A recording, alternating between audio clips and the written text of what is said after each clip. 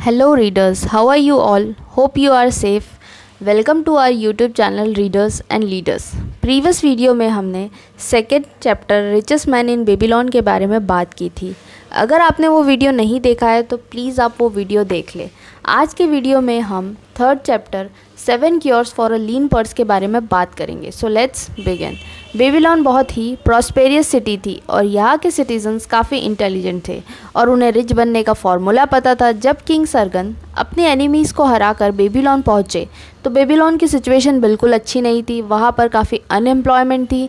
वहाँ के सिटीजन्स के पास फूड बाय करने के लिए गोल्ड भी नहीं था। तो किंग ने रॉयल चांसलर से पूछा, इतना सारा गोल्ड गया कहाँ जो हमने बेबीलोन की इम्प्रूवमेंट के लिए स्पेंड किया था? तो रॉयल चांसलर बोले, यहाँ के जो कुछ रिच पर्सन है वो गोल्ड उनके पास चला गया। फिर किंग ने कहा, ये कुछ लोगों ने कैसे सारा गोल्ड एक्वायर कर लिया? फिर रॉयल चांसलर कहते हैं, क्योंकि उन्हें पता है कि सक्सेस किस तरीके से मिलती है। तो फिर किंग कहते हैं, क्यों ना हम सभी सिटीजन्स को ये सिखा दें कि हम रिच कैसे बन सकते हैं, तो फिर सारे बेबीलोन रिच बन जाएगा, सबके पास पैसा होगा। फिर वो सिटी के सबसे अमीर इंसान यानी अरकद को बुलाते हैं। अरकद की एज 70 ईयर हो गई थी, लेकिन फिर भी वो काफ़ी एनर्जेटिक था। किंग अरकद से कहता है कि बेबीलोन की सिचुएशन काफ़ी ख़राब है। मैं चाहता हूँ बेबीलोन दुनिया की सबसे अमीर सिटी बन जाए। तुम बेबीलोन के सबसे रिच पर्सन हो, क्या इसका कोई फार्मूला होता है जिससे हम सभी को सिखा सके? अरकद कहता है, हाँ, जिसे कोई भी जानता है उसे दूसरों को भी सिखा सकते हैं।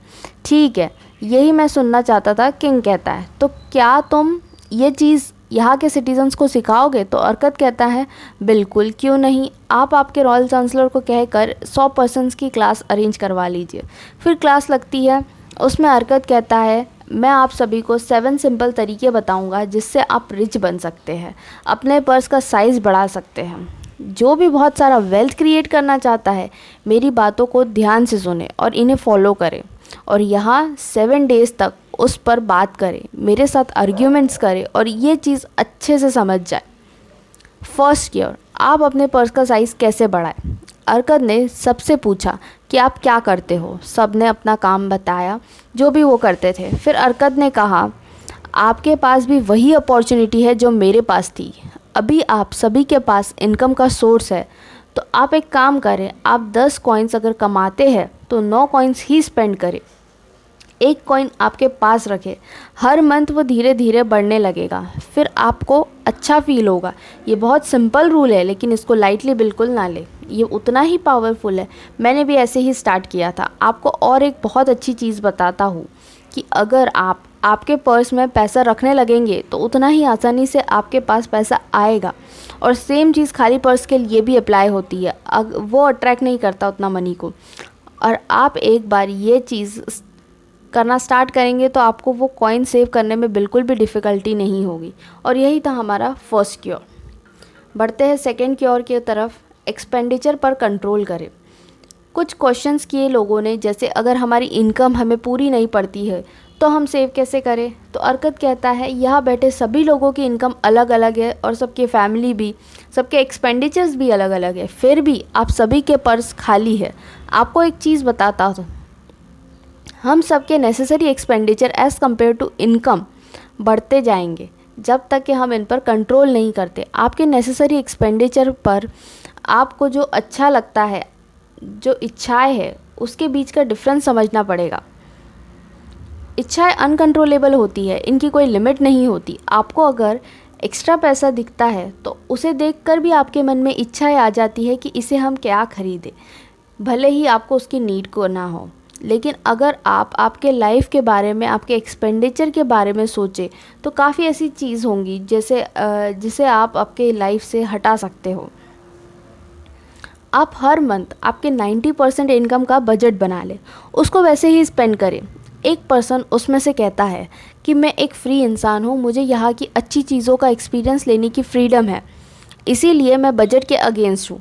तो अरकद ने कहा, बजट का मेन इम्पॉर्टेंस इसलिए है क्योंकि अगर आप अननेसेसरी की चीज़ों में आपका पैसा स्पेंड करेंगे तो आपके नेसेसरी की चीज़ों के लिए आप पैसा कहाँ से लाएंगे? आपका बजट आपके लॉन्ग टर्म की इच्छाओं को पूरा करने में हेल्प करता है, इसलिए ये चीज़ ज़रूर फॉलो करें। थर्ड क्योर, आप अपने गोल्ड को मल्टीप्लाई कैसे करें?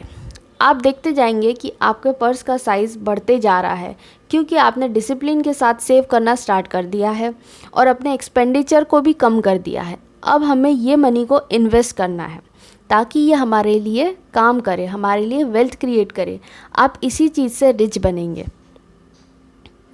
इसके बाद अर्कद अपना पहला जो प्रॉफिटेबल इन्वेस्टमेंट है वो शेयर करता है कि कैसे उसने शील्ड मेकर को मनी उधार दिया और शील्ड मेकर ने उस पर उसके इंटरेस्ट पे किया। वेल्थ वो चीज़ नहीं है जो पर्स में रहती है, बल्कि वो चीज़ है जो कंटिन्यूसली आपके पर्स में एज अ मनी फ्लो होती है और पर्स का साइज़ बढ़ाती है। और चाहे आप काम कर रहे हो या नहीं, फिर भी आपके पास पैसा आता रहेगा।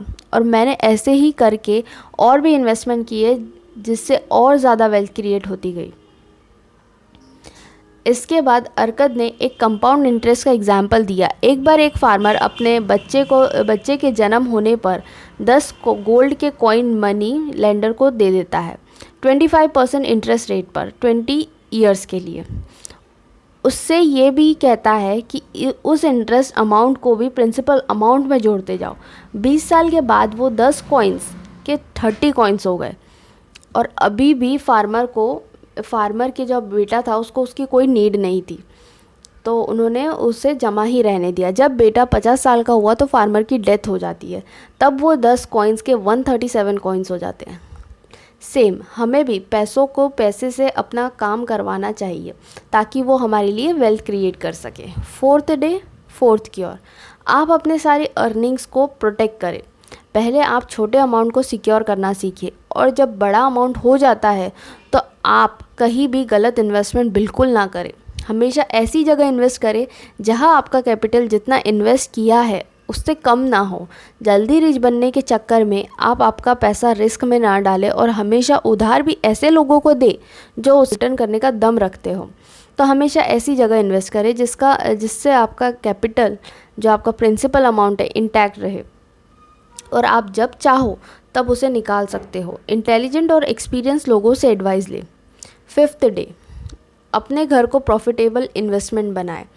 हम 10% हमारी इनकम को सेव इसीलिए करते हैं ताकि हम फ्यूचर में अच्छी चीज़ों का एक्सपीरियंस ले पाए।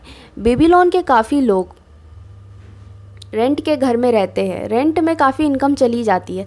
अगर हम खुद का घर ले ले तो काफ़ी एक्सपेंडिचर कम हो जाता है और हमारे अंदर एक काफ़ी अच्छा कॉन्फिडेंस भी बिल्ड हो जाता है। आपकी वाइफ को गार्डनिंग करने के लिए बहुत अच्छी जगह रहती है और आपके जो बच्चे हैं वो भी बहुत अच्छी जगह खेल सकते हैं। घर खरीदना कोई बड़ी बात नहीं है, लेकिन अगर आप इसे पाने की इच्छा रखते हो तो बेबीलोन में ऐसे काफ़ी सारे मनी लेंडर हैं जो आपको घर खरीदने के लिए काफ़ी पैसा उधार दे सकते हैं। बस आप कुछ पैसा सेविंग्स का उन्हें देकर ये भरोसा दिलवा दो कि आप बाकी का बचा अमाउंट भी कंप्लीट कर दोगे। आपके घर के भी बहुत सारे बेनिफिट्स होते हैं, जैसे कि आपके काफ़ी सारा पैसा बच जाएगा जिससे आप और अच्छे से सेव कर सकते हैं या यूज़ कर सकते हैं। Sixth cure, future income ensure करें। हम सभी को एक दिन बूढ़ा होना है, तो क्यों ना हम पहले से ही इसकी तैयारी करके रखें। पहले तो आप आपका एक बीमा करवा लें ताकि अगर कोई आपकी एक्सीडेंटल डेथ हो जाती है तो आपके फैमिली को सफ़र ना होना पड़े और उनके पास इनफ अमाउंट हो कि वो अपना खर्चा उठा सके। फ्यूचर के लिए अगर आप घर या लैंड खरीद सको तो वो बहुत अच्छा होगा, क्योंकि टाइम के साथ जो मनी वैल्यू है वो बढ़ती जाएगी और फ्यूचर में आप इसको बेचकर अपना बुढ़ापे को भी सिक्योर कर सकते हो। या तो आप मनी लेंडर के पास छोटे छोटे अमाउंट में पैसा इन्वेस्ट करते रहे और उस पर कुछ परसेंट रिटर्न भी मिलता रहे और इस इंटरेस्ट को अपने प्रिंसिपल अमाउंट में जोड़ते जाए। वो धीरे धीरे काफ़ी बढ़ना स्टार्ट हो जाएगा और वेल्थ क्रिएट करने लगेगा। ये था हमारा 6 क्योर, जिससे हमने जाना कि कैसे हम अपने बुढ़ापे में जब हम कुछ काम ना कर सके तब के लिए पहले से ही प्रिपरेशन करके रख सकते हैं। 7th क्योर, अपने इनकम की एबिलिटी बढ़ाए। आज मैं खाली पर्स का एकदम सही सॉल्यूशन बताने जा रहा हूँ, लेकिन आज हम मनी के बारे में नहीं बात करेंगे, हम अपने बारे में बात करेंगे, आपके बारे में बात करेंगे। एक बार मेरे पास एक पर्सन पैसे उधार मांगने के लिए आया, तो मैंने उसके पीछे उसका रीज़न पूछा कि उसे क्यों चाहिए ये अमाउंट। उसने कहा कि मेरा जो एक्सपेंडिचर है उसकी इनकम से ज़्यादा है। तो मैंने उससे कहा इस रीज़न पर तुम्हें कोई भी पैसा नहीं देगा जब तक कि तुम्हारे अंदर अच्छा पैसा कमाने की एबिलिटी ना हो। तुम अपनी इनकम बढ़ाओ। तुमने अपनी इनकम बढ़ाने के लिए क्या किया है? तो वो कहता है कि मैंने अपने बॉस से जाकर 2 मंथ में 6 बार सैलरी बढ़ाने के लिए कहा है, पर उन्होंने नहीं बढ़ाई। लेकिन कोई भी इंसान इतने कम टाइम में इतनी बार सैलरी बढ़ाने के लिए नहीं बोला होगा। उसके पास मनी को एक्वायर करने के लिए बहुत ही स्ट्रॉन्ग डिज़ायर था।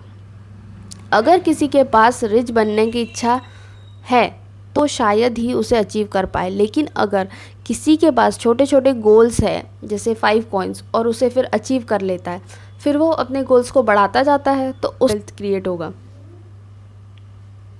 अगर आप किसी काम में ज़्यादा स्किलफुल हो जाते हैं और ज़्यादा फोकस करते हैं, छोटे छोटे गोल्स बनाकर अचीव करते हैं, तो बड़े गोल्स भी आप बना लेते हैं और उससे भी अचीव कर लेते हैं और काफ़ी कम टाइम में। तो भी आपका काम देखकर आपका बॉस आपकी सैलरी बढ़ा देगा और ना ही तुम्हें अपने बॉस को 6 बार बोलने की ज़रूरत पड़ेगी। रिच लोग भी अपने स्किल्स और नॉलेज को हमेशा अपग्रेड करते रहते हैं और अपनी इनकम बढ़ाते रहते हैं।